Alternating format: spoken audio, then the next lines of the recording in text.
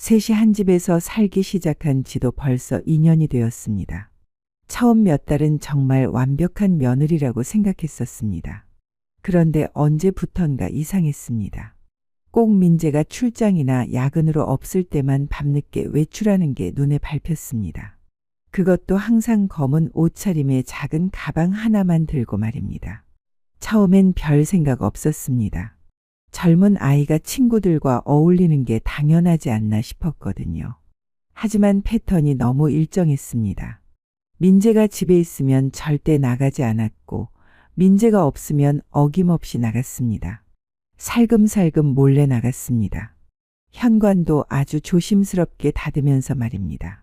마치 소리 나는 걸 극도로 경계하는 것처럼요. 그렇게 나가면 12시 넘어서야 돌아왔습니다. 현관문이 조심스럽게 열리는 소리에 잠이 깨곤 했죠. 발걸음도 최대한 소리 나지 않게 하려고 애쓰는 게 느껴졌습니다.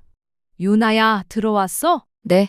어머님, 늦어서 죄송해요. 친구가 그렇게 늦게까지 붙잡아? 네.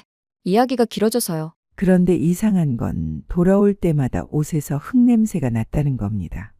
은은하지만 분명히 흙냄새였어요. 처음엔 그냥 지나쳤는데 계속 반복되니까 신경이 쓰이더라고요. 어디 갔다 온 거야? 옷에서 흙냄새 나는데? 그때도 얼버무렸습니다. 무엇보다 수상한 건 그 가방에서 나는 소리였습니다. 금속성에 딸랑거리는 차가운 소리. 유나가 현관에서 신발을 신을 때마다 들렸거든요. 30년 형사 생활로 단련된 제 귀에는 그것이 작은 도구들의 소리로 들렸습니다. 스패너나 드라이버 같은 것들이 부딪히는 소리 말입니다. 가방에 뭐가 들어있길래 소리가 그렇게 나? 한 번은 직접 물어봤습니다. 아, 화장품이요. 컴팩트 거울이랑. 화장품이 그런 소리를 내? 네. 케이스가 좀 딱딱해서요. 하지만 화장품 소리는 그런 게 아니었습니다. 뭔가 숨기고 있어. 제 직감이 말했습니다. 그리고 제 직감은 30년간 단 한 번도 틀린 적이 없었습니다. 그날 밤 민재에게 넌지시 물어봤습니다. 유나가 요즘 자주 밤에 나가던데 너는 아는 일이야? 친구 만나러 간다고 하더라고요. 왜요? 아니야. 그냥 민재는 아무것도 모르고 있었습니다. 아니, 모르는 척하고 있는 건지도 몰랐죠. 어느 토요일 저녁 민재는 지방 출장을 떠났습니다. 일요일 저녁에야 돌아온다고 했었죠. 어머니, 내일 저녁에 들어올게요. 혹시 필요한 거 있으면 연락하세요. 알았어. 조심히 다녀와. 민재가 떠나고 나서 저녁을 함께 먹으며 유나의 표정을 살펴봤습니다. 평소보다 조금 들떠 보였어요. 아니, 들뜬 게 아니라 뭔가 계획이 있는 것 같은 그런 기색이었습니다. 오늘 일찍 자야겠어요. 저녁 9시쯤 유나가 말했습니다. 평소보다 훨씬 이른 시간이었죠. 그래, 푹 쉬어. 유나는 자기 방으로 들어갔습니다. 하지만 제 방에 누워서도 잠이 오지 않았어요. 오늘 밤에도 나갈 거라는 직감이 들었거든요. 과연 밤 11시가 넘어서야 복도에서 살짝 발소리가 들렸습니다. 저는 눈을 감고 숨을 고르며 자는 척했습니다. 유나가 제 방문이 아주 조심스럽게 열렸습니다. 삐걱거리는 소리도 나지 않게 천천히, 정말 천천히 열렸어요. 유나가 제가 자는지 확인하는 게 분명했습니다. 얼마나 오랫동안 서 있었을까요? 아마 2-3분은 좋게 됐을 겁니다. 제 얼굴을 들여다보며 정말 잠들었는지 확인하고 있는 것 같았어요. 그 시간이 얼마나 길게 느껴졌는지 모릅니다. 호흡을 일정하게 유지하느라 가슴이 답답할 정도였어요. 드디어 문이 닫혔습니다. 역시나 소리 하나 내지 않고 말이죠. 이어서 현관 쪽에서 미세한 소리들이 들렸습니다. 신발 신는 소리, 가방 매는 소리, 그리고 그 특유의 금속성 딸랑거림. 현관문이 열리고 닫히는 소리도 거의 들리지 않았습니다. 유나가 얼마나 조심스럽게 행동하는지 알 수 있었어요. 저는 그때 벌떡 일어나서 외투를 대충 입고 바로 따라 나갔습니다. 신발은 소리 나지 않는 운동화를 골랐죠. 가방은 들지 않았어요. 핸드폰과 지갑만 주머니에 넣었습니다. 계단을 내려가면서 아래쪽을 내려다봤습니다. 유나가 1층 로비를 지나가는 모습이 보였어요. 역시나 온통 검은 옷차림에 그 가방을 메고 있었습니다. 지하철역까지 가는 길에 유나는 한 번도 뒤를 돌아보지 않았습니다. 지하철역에 들어서자 시간을 확인했습니다. 막차 시간이 얼마 남지 않았더군요. 유나는 표를 끊고 개찰구를 통과했습니다. 저도 충분한 거리를 두고 뒤따랐죠. 플랫폼에서 기다리는 동안 유나의 모습을 자세히 관찰했습니다. 평소와는 완전히 다른 사람 같았어요. 전철이 출발했습니다. 점점 시내에서 멀어져 갔어요. 한 정거장, 두 정거장 갈수록 승객도 줄어들었습니다. 유나는 외곽으로 향했습니다. 30분쯤 지났을까요? 종착역이 가까워질수록 차량 안은 거의 비어갔습니다. 이제 저와 유나 그리고 몇 명의 승객만 남았어요. 드디어 종착역에 도착했습니다. 유나가 먼저 내렸고 저는 한참 뒤에 내렸습니다. 역을 나서자 을씨년스러운 풍경이 펼쳐졌습니다. 가로등도 성긴 외곽 지역이었어요. 이런 곳에 무엇이 있다는 걸까요? 유나는 역에서 나와 어둠 속으로 걸어갔습니다. 저는 더욱 조심스럽게 뒤를 따랐죠. 15분쯤 걸었을까요? 유나가 멈춘 곳을 보고 저는 깜짝 놀랐습니다. 종착지는 낡은 묘역이었습니다. 묘지라고? 이 시간에? 가슴이 두근거리기 시작했습니다. 범죄자들이 증거를 묻거나 은닉품을 숨기는 장소로 묘지를 이용하는 경우를 여러 번 봐왔습니다. 저는 긴장했습니다. 이제 정말로 무슨 일이 벌어지는지 알아야 할 때였습니다. 가로등 하나 없는 그곳에서 유나는 작은 손전등을 켰습니다. 어둠을 가르는 그 작은 불빛이 묘역 곳곳을 비췄어요. 오래된 묘비들 사이를 헤매며 뭔가를 찾는 모습이 마치 이곳에 익숙한 사람 같았습니다. 처음 오는 곳이라면 이렇게 확신에 찬 발걸음을 보일 수 없을 텐데요.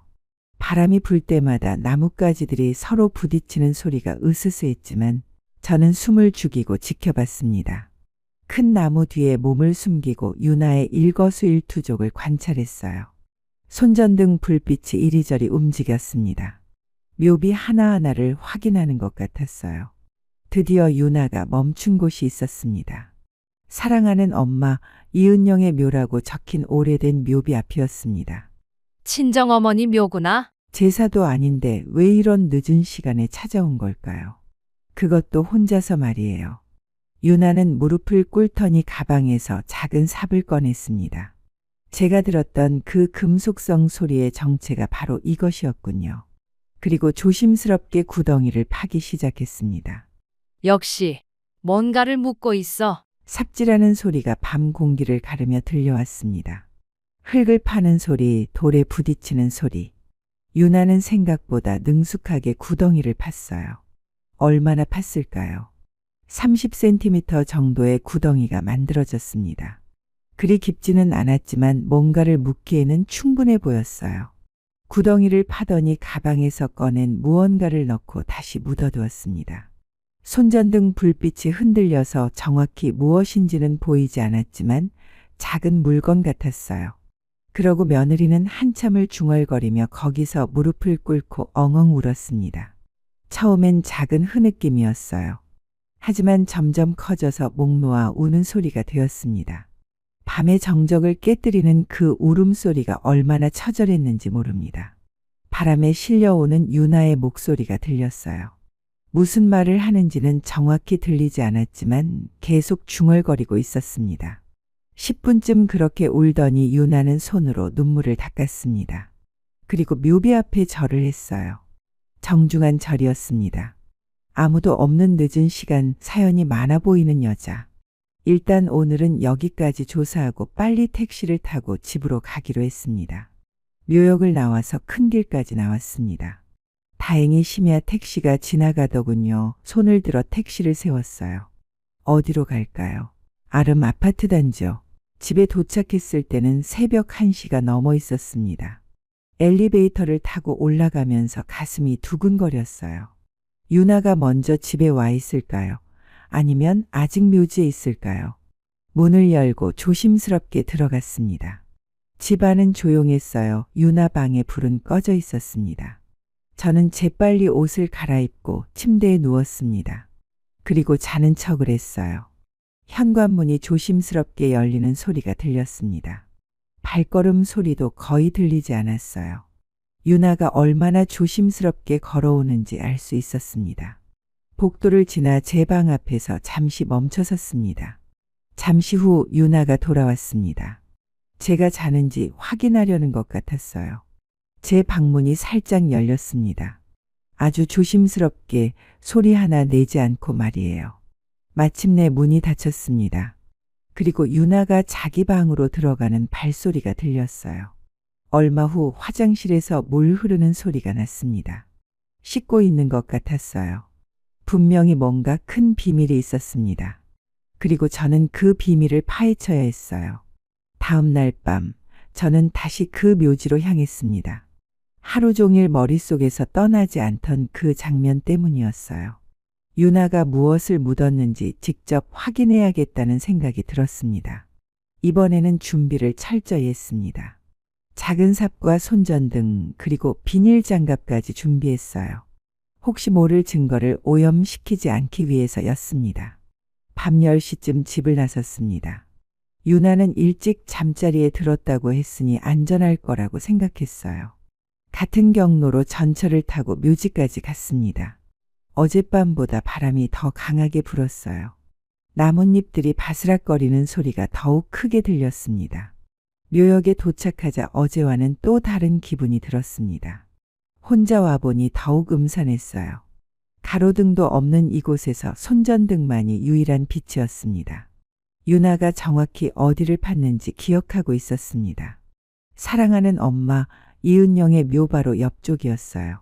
묘비에서 오른쪽으로 50cm쯤 떨어진 지점이었습니다. 저는 조심스럽게 그 자리를 파기 시작했습니다. 삽을 땅에 찔러 넣자 생각보다 부드러웠어요. 어제 유나가 파놓은 흔적이 남아있는 것 같았습니다. 20cm 정도 팠을까요? 삽에 뭔가 걸리는 느낌이 들었어요. 작은 보자기에 쌓인 무언가가 나왔습니다. 손바닥 크기의 작은 인형이었어요. 작은 인형은 아기 옷을 입고 있었습니다. 이 인형은 뭐야? 을씨년스럽게. 저는 손전등으로 인형을 자세히 살펴봤습니다. 인형의 얼굴은 아기처럼 만들어져 있었어요. 눈을 감고 있는 모습이었는데 마치 잠든 아기 같았습니다. 인형을 뒤집어 보니 등 쪽에 작은 글씨가 수놓아져 있었습니다. 할인이라고 되어 있었어요. 왜 하필 인형을 묻지? 여기까지 와서 오밤중에? 형사적 직감이 작동했습니다.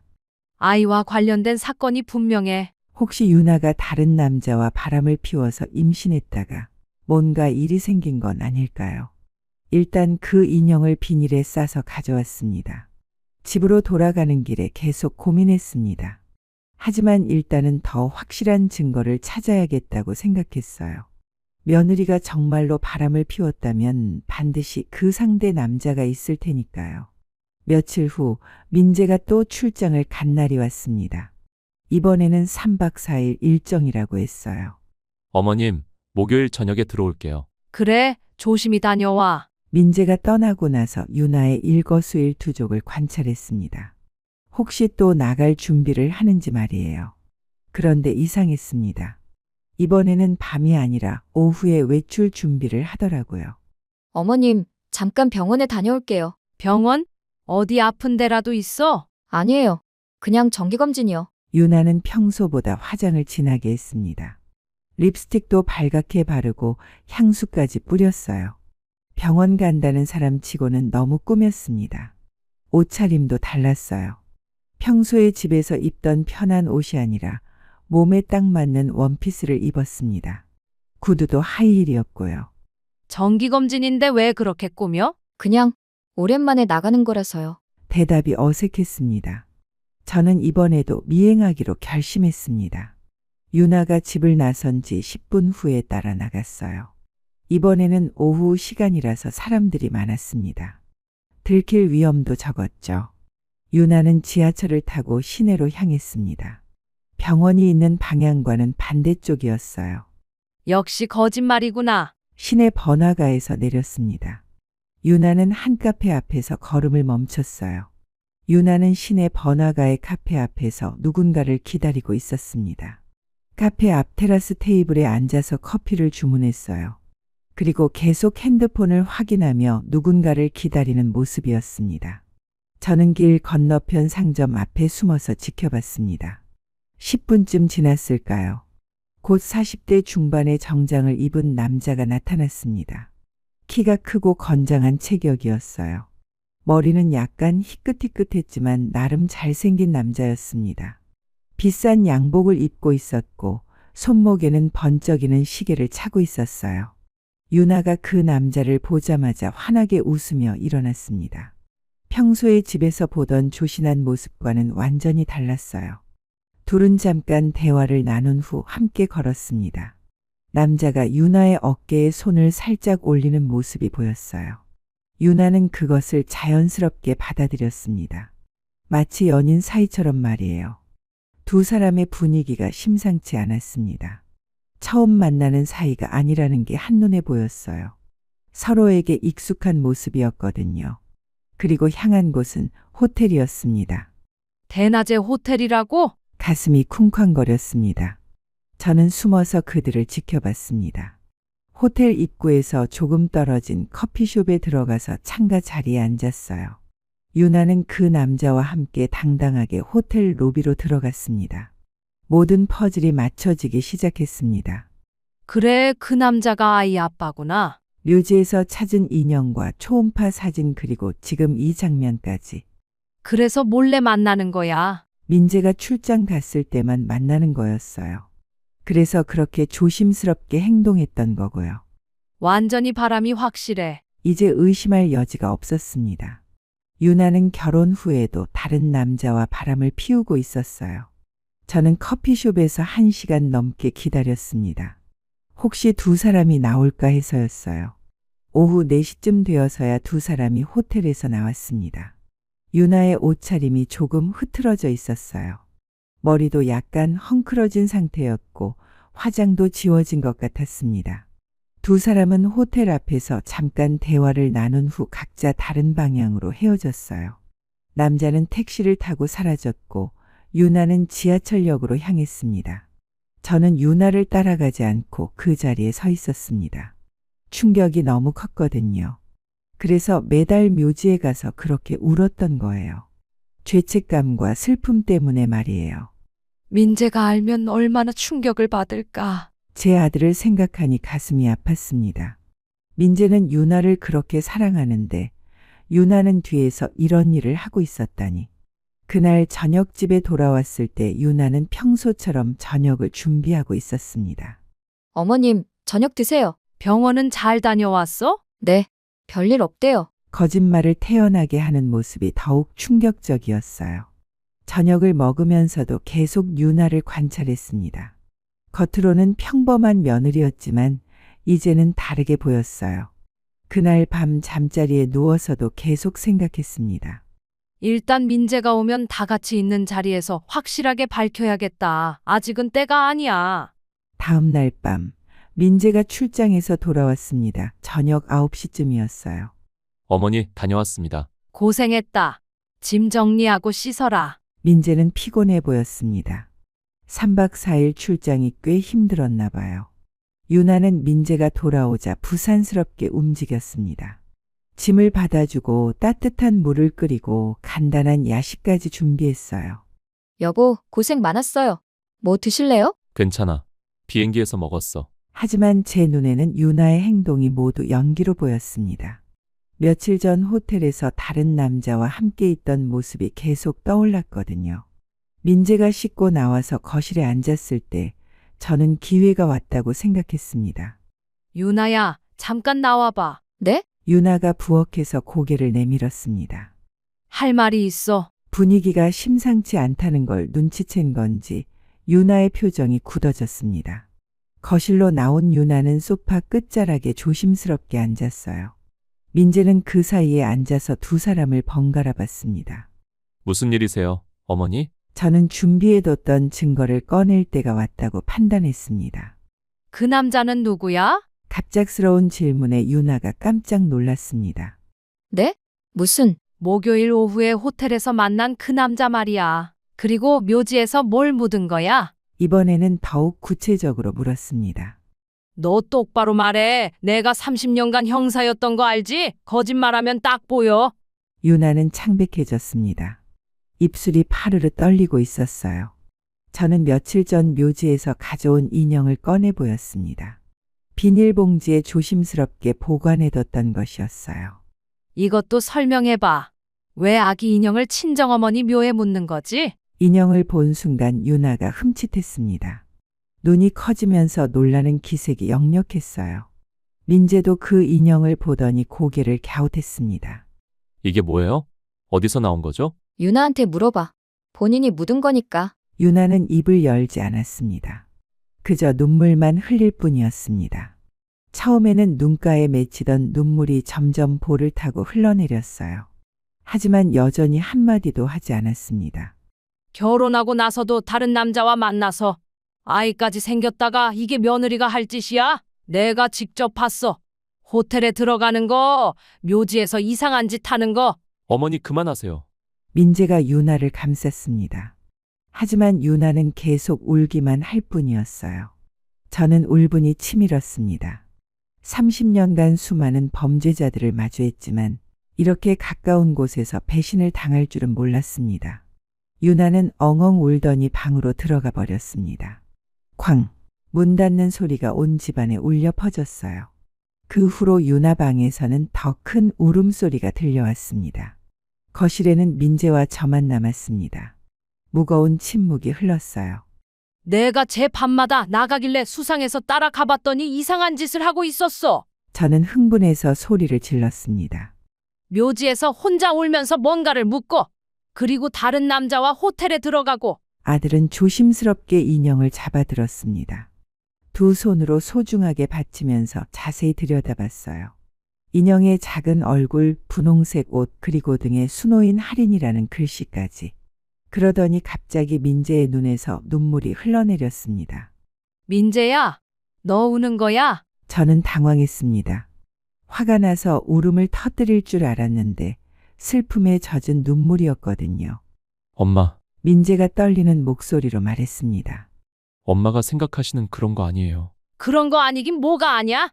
증거가 다 있는데? 아들은 방으로 들어가 유나를 달랬습니다.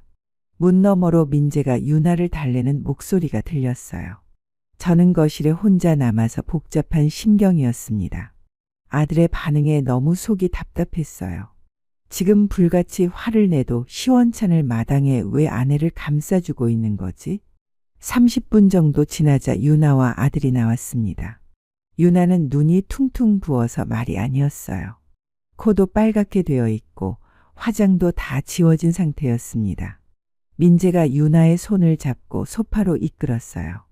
유나는 고개를 숙인 채 제 눈을 마주치지 못했습니다.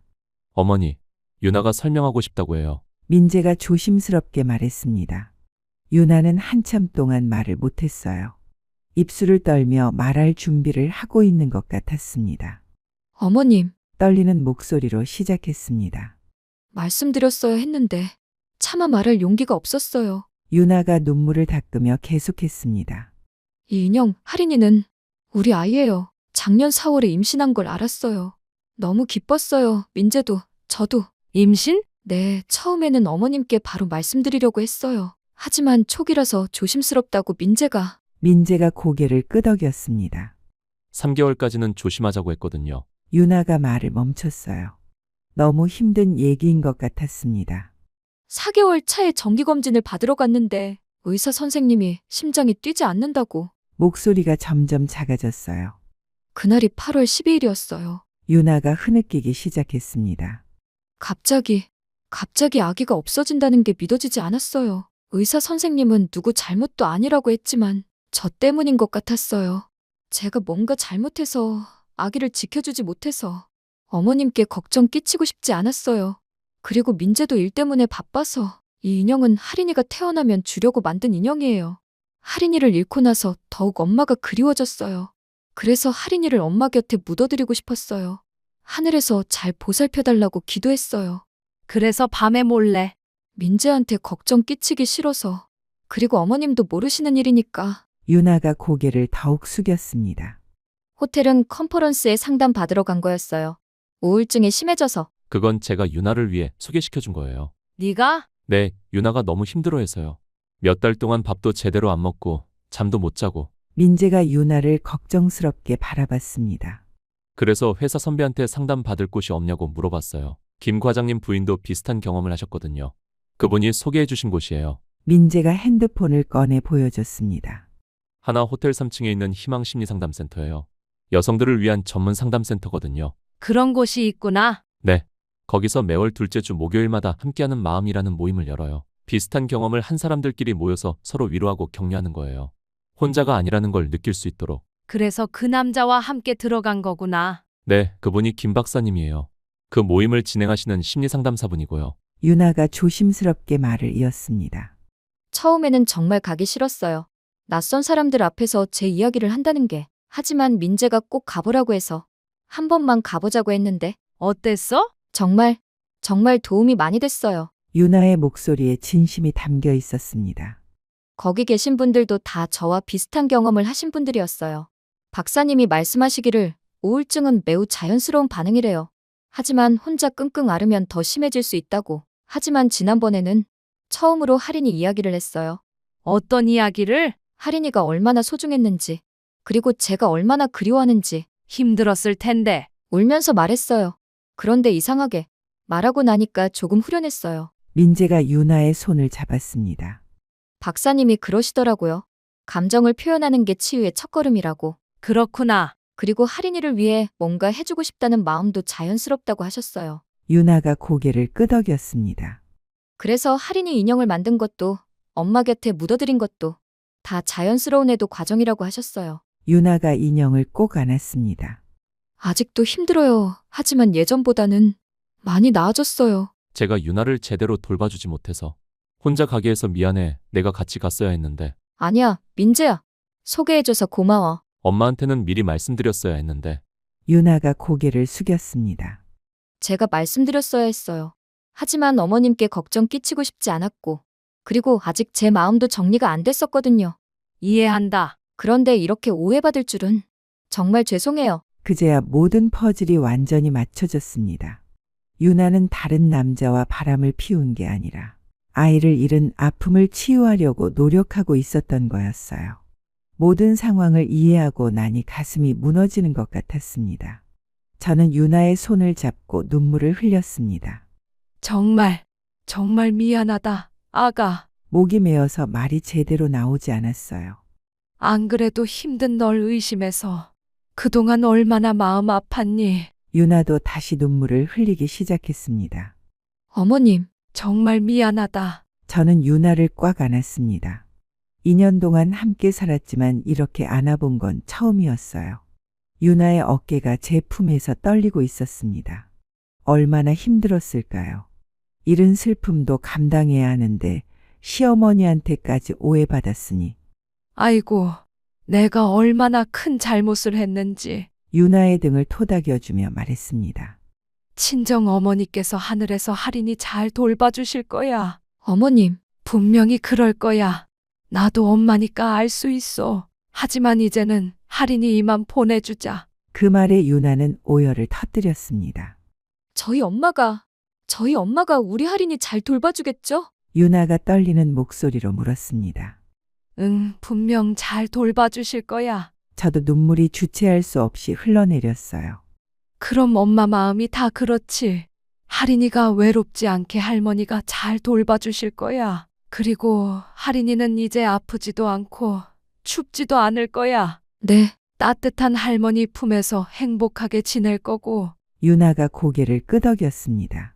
하지만 유나야, 이제는 할인이를 마음속에만 간직하고 현실로 돌아와야 해. 유나가 저를 바라봤습니다.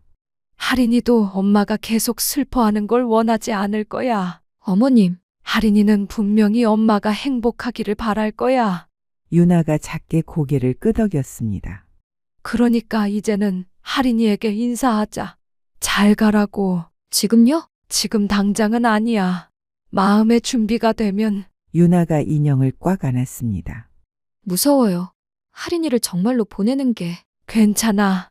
보낸다고 해서 있는 게 아니야. 정말요? 그럼 할인이는 항상 우리 마음속에 있을 거야. 다만 이제는 슬픔이 아니라 사랑으로 기억하는 거지. 엄마 말씀이 맞아.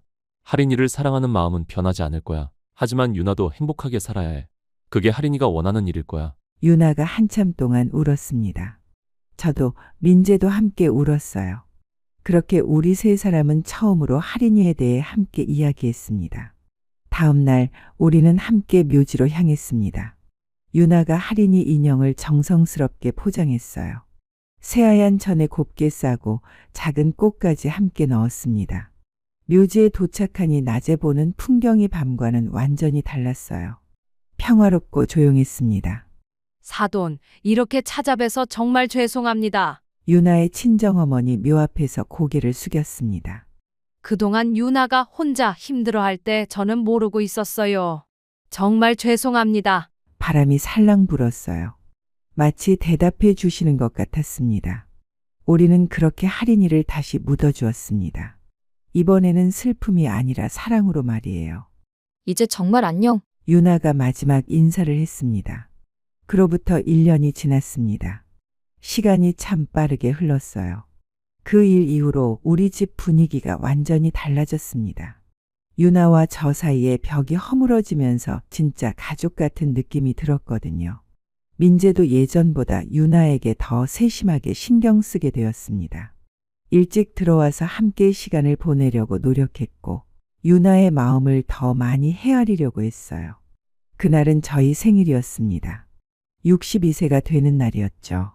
아침부터 유나가 부산스럽게 움직였어요.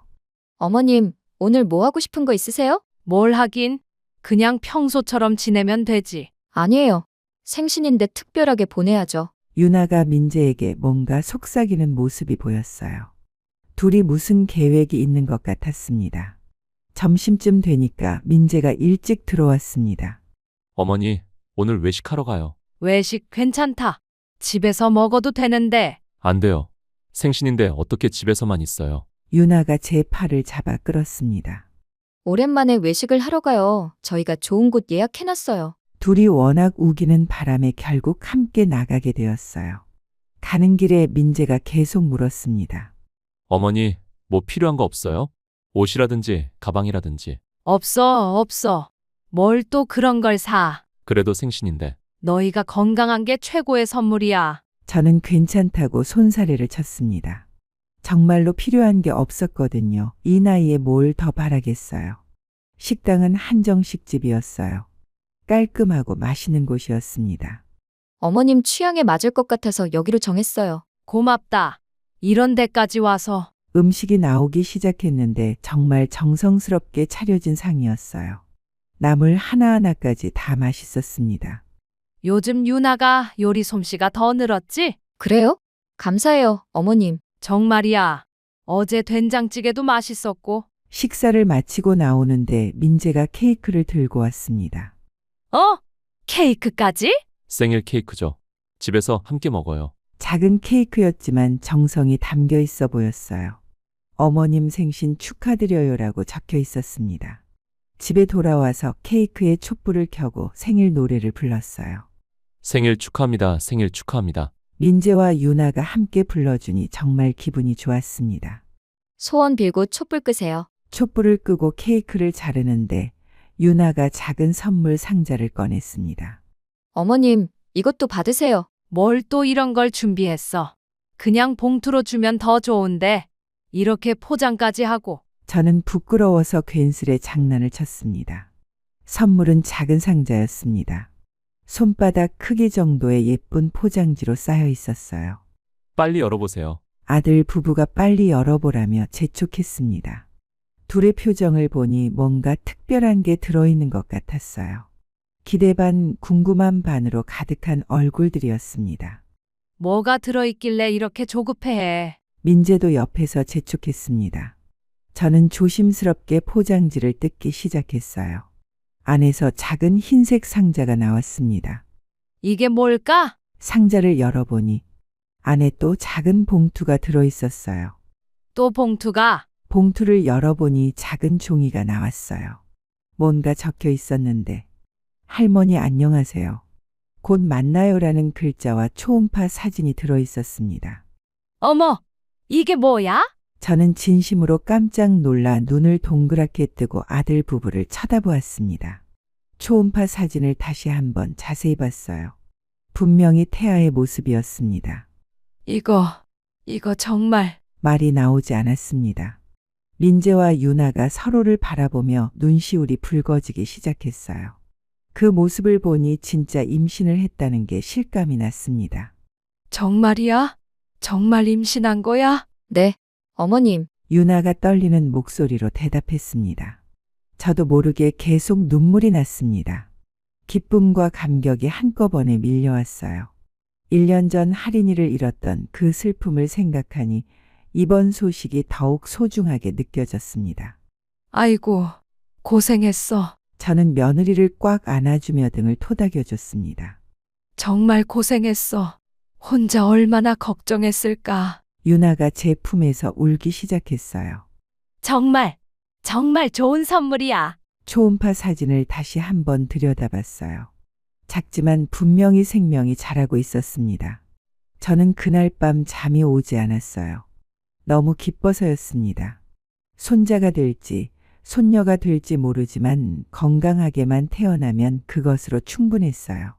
그리고 무엇보다 유나가 다시 희망을 찾은 것 같아서 마음이 따뜻했습니다. 할인아, 고마워. 엄마한테 희망을 선물해줘서. 하늘을 향해 조용히 중얼거렸습니다. 그리고 시간이 흘러 할머니, 할머니, 유치원에서 집으로 돌아온 손주가 현관문을 열자마자 제게 달려왔습니다. 우리 하늘이 왔구나. 작고 귀여운 아이를 안아 올리며 볼에 뽀뽀를 해줬어요. 할머니, 오늘 유치원에서 그림 그렸어. 그래? 우리 하늘이가 뭘 그렸는데? 가족 그림이야. 할머니도 그렸어. 하늘이가 가방에서 꺼낸 그림을 보니 4명의 사람이 손을 잡고 있는 모습이 그려져 있었어요. 아빠, 엄마, 할머니, 그리고 자기. 와, 정말 잘 그렸네. 할머니 좋아해서 크게 그렸어. 유나가 부엌에서 나와 하늘이를 안아줬습니다. 하늘아, 손 씻고 와. 간식 준비해뒀어. 하늘이는 저와 유나를 양쪽에서 안으며 좋아했어요. 우리 하늘이는 할머니를 얼마나 좋아하는지 몰라요. 유나가 웃으며 말했습니다. 이제 5살이 된 하늘이는 정말 건강하고 밝게 자라고 있었어요. 그렇게 우리 가족은 아픔을 딛고 새로운 시작을 하고 있습니다. 오늘 준비한 이야기는 여기까지입니다. 긴 이야기 끝까지 들어주셔서 정말 감사합니다. 여러분 모두의 가정에도 따뜻한 이해와 사랑이 가득하기를 바라며 이 이야기가 조금이나마 도움이 되었다면 구독과 좋아요로 응원해 주세요. 다음에도 더 좋은 이야기로 찾아뵙겠습니다. 감사합니다.